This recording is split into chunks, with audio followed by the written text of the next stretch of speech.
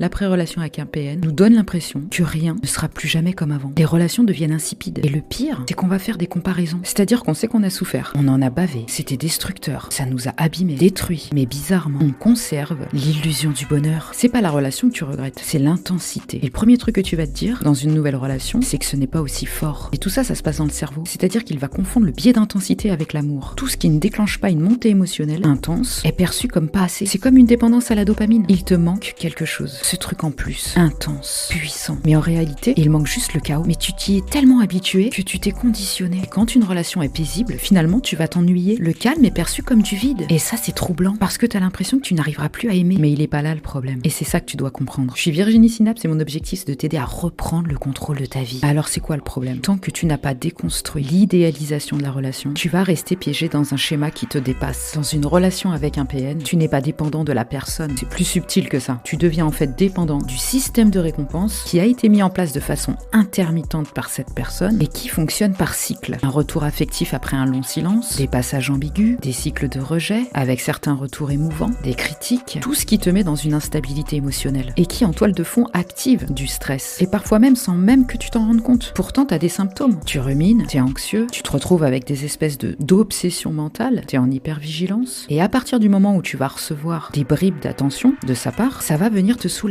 Et qu'est-ce qui va se passer dans ton cerveau? Tu vas recevoir une dose énorme de dopamine et d'ocytocine. Et il va associer le stress intense au soulagement intense qu'il interprète comme de l'attachement. C'est le même circuit que les addictions comportementales. Donc après la relation, il y a un état de sevrage. Ton système nerveux commence à redescendre. Et c'est là que tu vas confondre le calme avec l'ennui. Et si t'es pas vigilant par rapport à tout ça, tu peux toi-même saboter ton histoire ou retourner dans une relation toxique. N'oublie pas que tu es en réparation. Et après ce genre de relation, ça se passe pas d'un coup de baguette magique. Ça serait trop beau. Il y a des traumas. Si t'as des questions, tu peux les poser en commentaire. Et si tu veux me contacter en privé, tu peux. Je vous souhaite une belle journée.